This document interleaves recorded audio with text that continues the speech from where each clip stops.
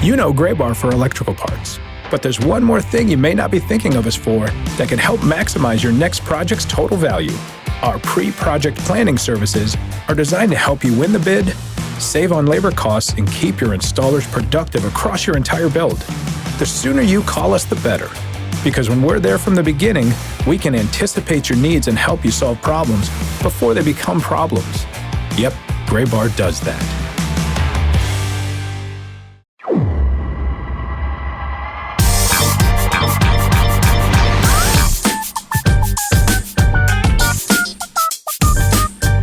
Hello, everybody, and welcome to the show before the show, the official podcast of Minor League Baseball. I am Sam Dykstra, and I am only Sam Dykstra. We're doing things a little differently this week. It is a short week for most folks with the 4th of July holiday here in the United States on Thursday, and then many people having the day off on Friday. And as I mentioned last week, my co-host Tyler Mon is in Italy on a well-earned vacation. Benjamin Hill is working this week, but it's a short week. We normally come out on Fridays. We're coming out a little bit early because we wanted you guys to have something potentially for your 4th of July travels. Also, it's just a big week for on-field news in terms of minor league baseball. So this is a little bit of a special episode, we're calling it. We're not going to give it a number and treat it like a normal episode. I want Ben and Tyler here if we're going to do that, along with Josh Jackson for Ghosts of the Minors. So we'll return to our normal format next week. But I did want to give you guys something of an episode this week just to talk about all this on-field news. And we'll start with news that broke on Tuesday, which is the announcement of the 2024 All-Star Futures Game rosters. The All-Star Futures Game this year will be held at Globe Life Field in Arlington, Texas on July 13th. It will be broadcast at 4 p.m. Eastern on MLB Network. That's a slight change. It's been on different streamers over the years in different places. This year, it will be on MLB Network. So definitely keep that in mind when you are trying to find the Futures Game on July 13th, which is a Saturday. So those rosters came out. I just want to run them through them real quick. We'll start with the American League. For the pitchers, we have AJ Blubaugh of the Astros, Caden Dana of the Angels, Ben Kudrna of the Royals, Luis Morales of the A's, Fernando Perez of the Blue Jays, Winston Santos of the Rangers, Noah Schultz of the White Sox, Brock Selvage of the Yankees, and Emiliano Teodo of the Rangers. So 2 Rangers represented on the AL pitching side. Among their catchers, Samuel Basallo of the Orioles, Harry Ford of the Mariners, and Kyle Teel of the Red Sox. All 3 are top 100 prospects. For the infielders in the American League, it's the Rays, Xavier Isaac, the Twins, Brooks Lee, the Tigers, Hao-Yu Lee, the Red Sox, Marcelo Meyer, the White Sox, Colson Montgomery, the Guardians, Ralphie Velazquez, the Rangers, Sebastian Walcott, and the Mariners, Cole Young. And the outfield group, Jason Chourio of the Guardians, Max Clark of the Tigers, Gavin Cross of the Royals, Spencer Jones of the Yankees, and Chandler Simpson of the Tampa Bay Rays. There are 2 inactive selections as part of the AL group, and those are Roman Anthony and Trey Morgan, and I'm going to circle back to those guys here in a little bit. But just for the National League side, all you NL fans out there, pitchers for the senior circuit are the Pirates' Bubba Chandler, the Rockies' Chase Dollander, the Cardinals' Tink Hence, the Reds' Rhett Lauder, the Cardinals' Quinn Matthews, the Marlins' Noble Meyer, the Padres' Robbie Snelling, the Mets' Brandon Sproat, and the Marlins' Thomas White. The 3 catchers for the NL are the Braves' Drake Baldwin, the Dodgers' Tyrone Lorenzo, and the Padres' Ethan Salas.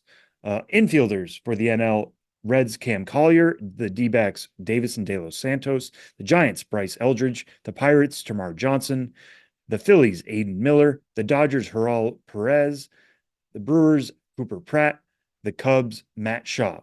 And then the outfielders for the senior circuit, the Cubs' Owen Casey, the Phillies' Justin Crawford, and the Nationals' Dylan Cruz, the D-backs Drew Jones, and the Nationals' James Wood, and we will come back to him as well. And the inactive selections are of the Cubs, Moises Ballesteros, and Brady House of the Washington Nationals.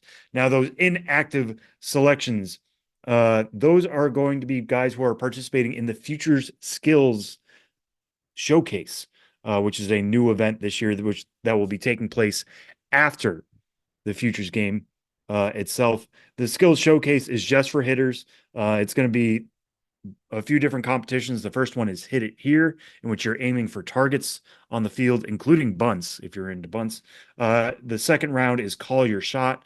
So you have to say, I'm going to be hitting this one to left. I'm going to be hitting this one to center. I'm going to be hitting that one to right, and you get points for that. And then the third round is Swing for the Fences, which is exactly as it sounds. These players are going to try to be hitting home runs. You get more points for an oppo shot than a pulled shot or a shot to center field. You get 6 points for a pulled shot, 6 to center field, and 12 if you go oppo. So it's just something to keep in mind. The participants in that future skills showcase, there are 8 of them this year, including the 4 that I mentioned that are interactive selections. So the American League, Brooks Lee of the Twins, Sebastian Walcott of the Rangers, Roman Anthony of the Red Sox, and Trey Morgan of the Rays. And then on the National League side, Cam Collier of the Reds, Tamar Johnson of the Pirates, Moises Ballesteros of the Cubs, and Brady House of the Nationals.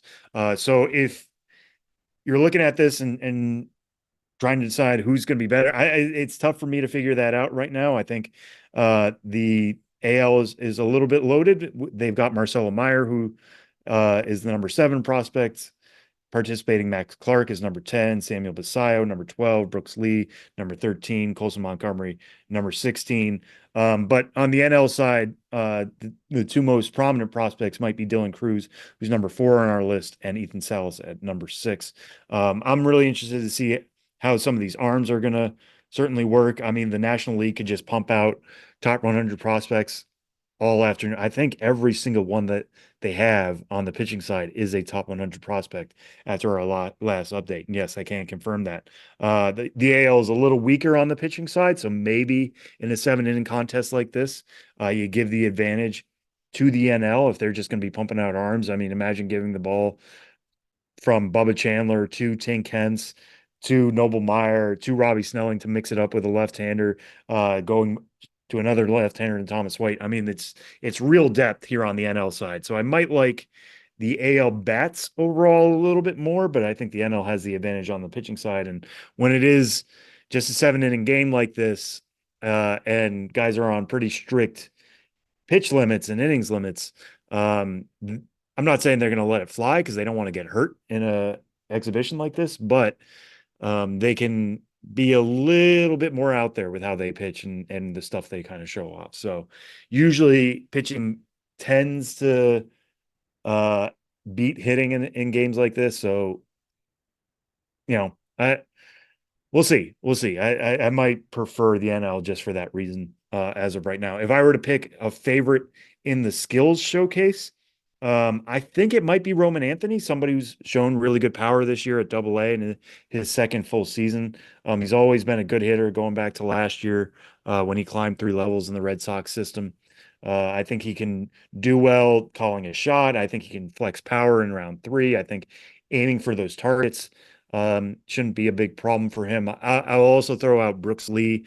I mean, I'm not really sticking my head out much here when I'm picking the number 13 and number 14 prospects in the game to win the showcase. But I think Brooks Lee, he has shown some power recently for St. Paul as he's knocking on the door. Anytime we tweet about Brooks Lee, it's always followed by a bunch of fans asking when is he going to get called up. Unfortunately, he plays shortstop in an organization that has Carlos Correa. I know he suffered an injury the other day. Royce Lewis, another capable infielder for the Twins. So finding a spot for Brooks Lee could be a little bit difficult. But he's got the bat control. I think in a BP setting, he can hit the ball hard and consistently and aim for the fences. But yeah, those would be my 2 picks.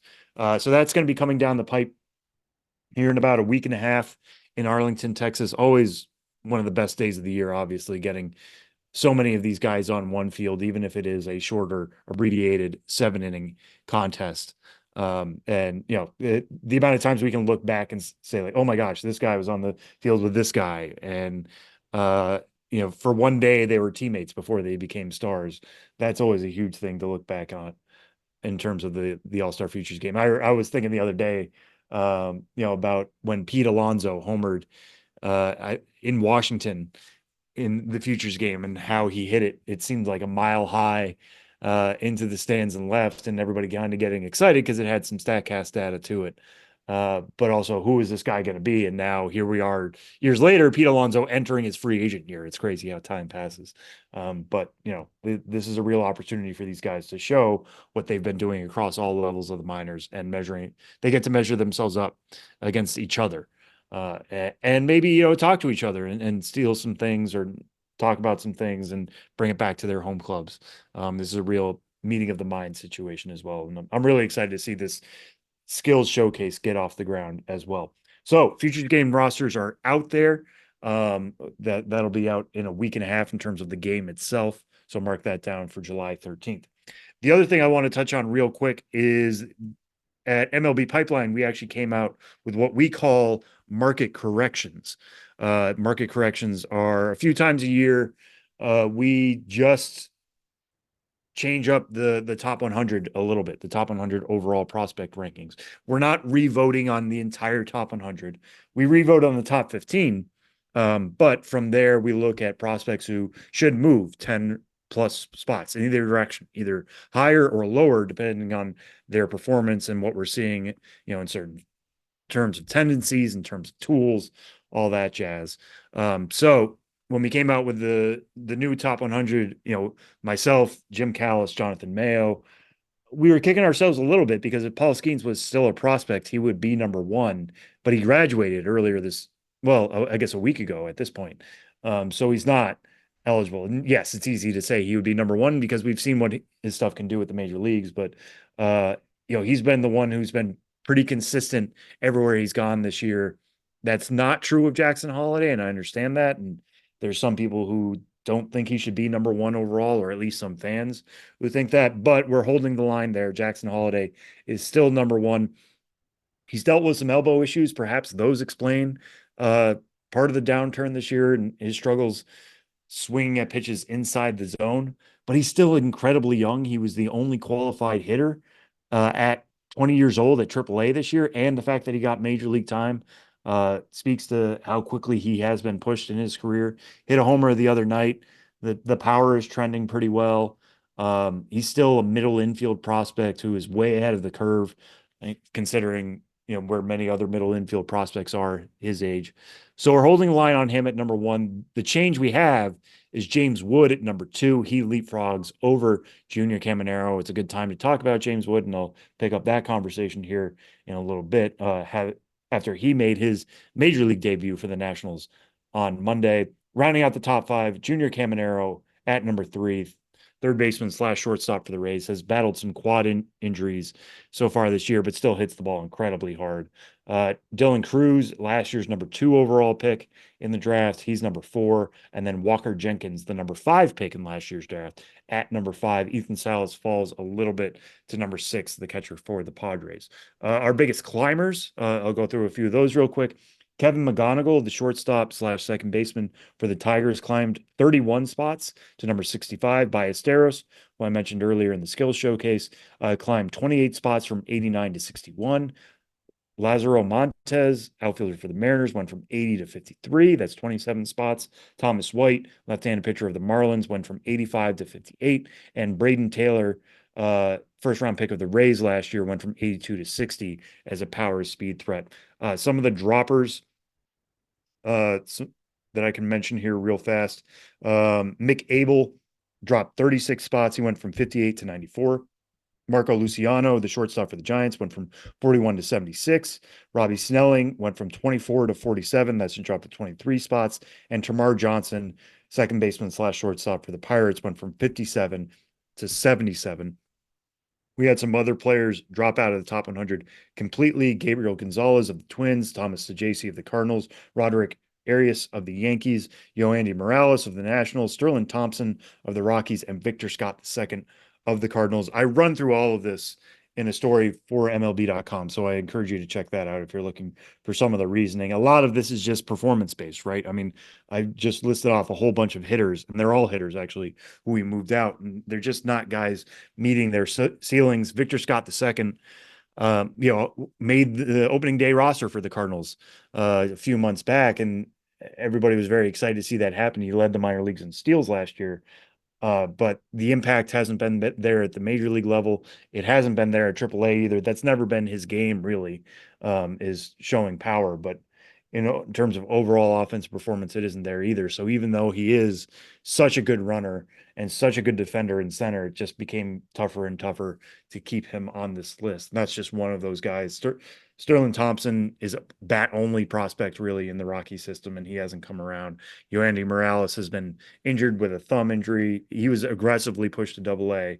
That hasn't really worked out. Arias has some severe issues with contact in the zone for the Yankees, even though he's really toolsy. I could see him making his way back on this list at some point, but the hit tool is a major question. It's Thomas DeJacy, somebody who is, again, bat only, really only a bat only prospect, but did exceptionally well at Double A last year and made Triple A between the Rangers and Cardinals systems. But the I don't want to say the wheels have come off, but for somebody who needs to hit, he just hasn't done that this year at AAA Memphis.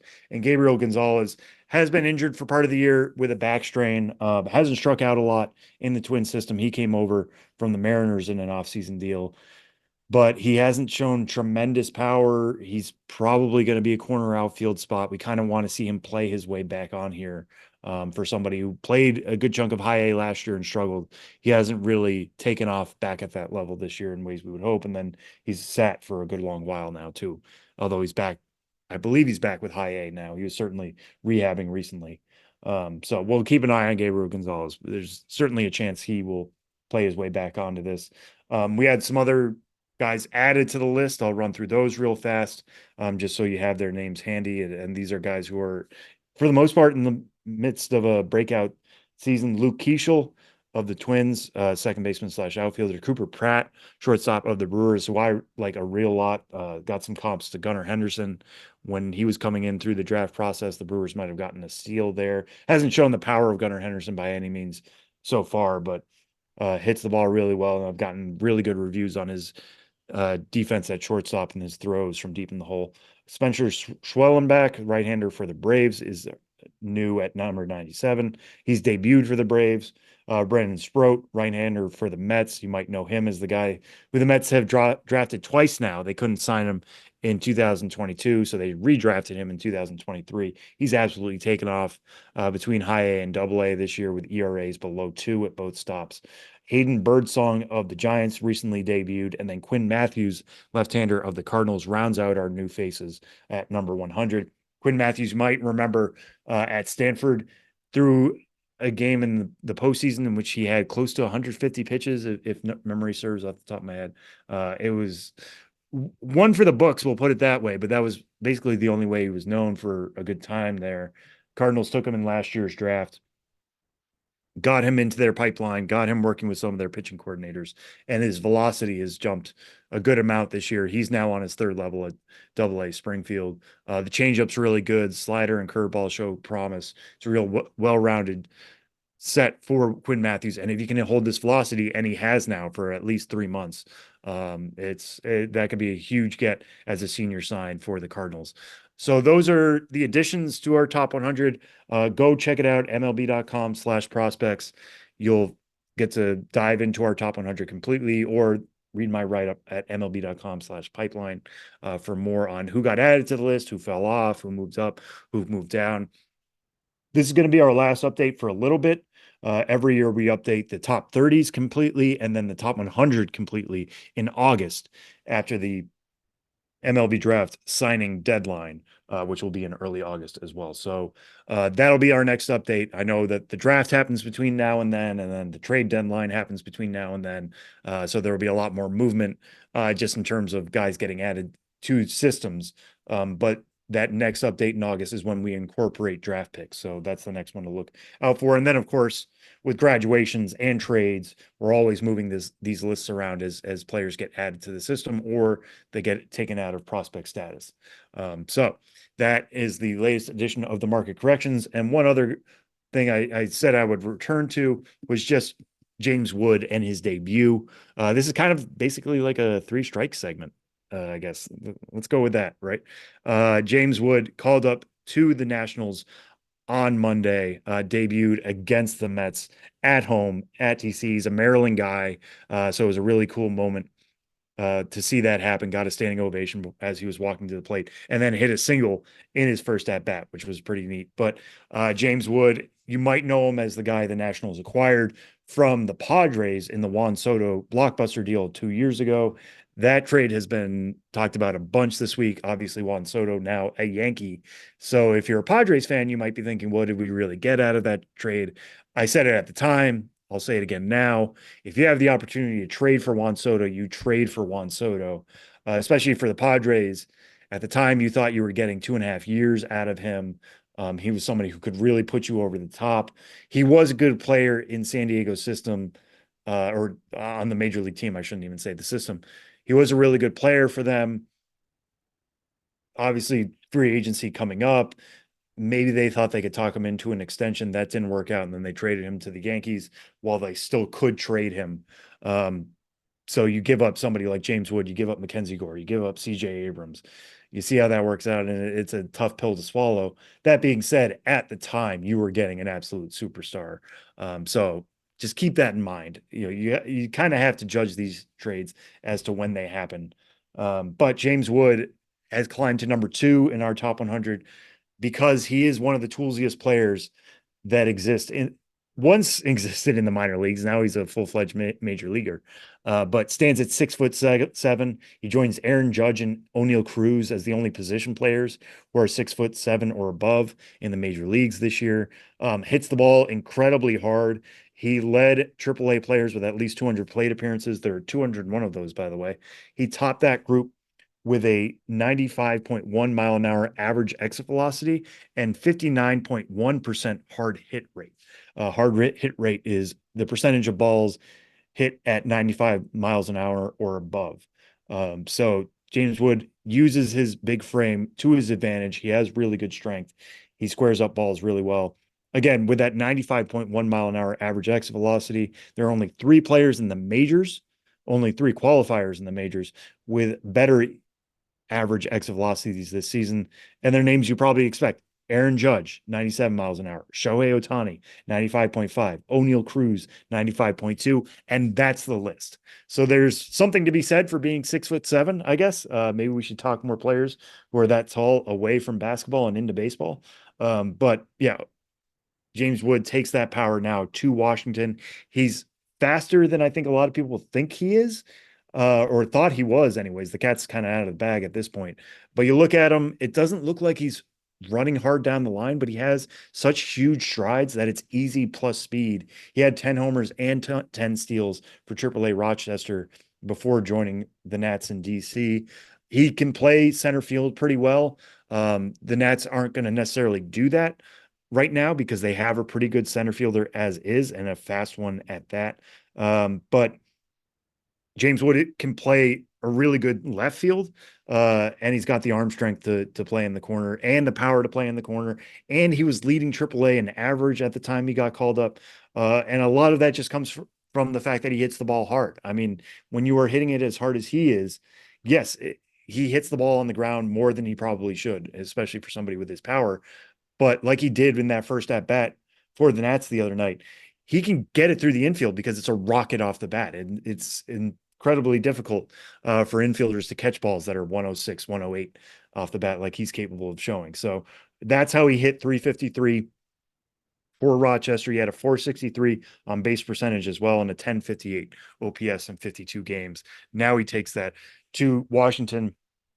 We'll see what the Nats are going to be this year. They're kind of on that periphery of the NL wild card discussion. It seems like everybody's in that pool, to be honest.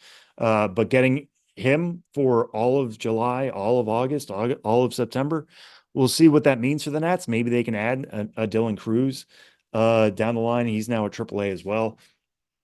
But I think, and this has come from a lot of people within the Nationals organization, including Matthew LeCroy, his manager with Rochester. He said, I think you're going to be a key piece of the next team that wins us a championship. So getting James Wood up to the majors now is good. It's great.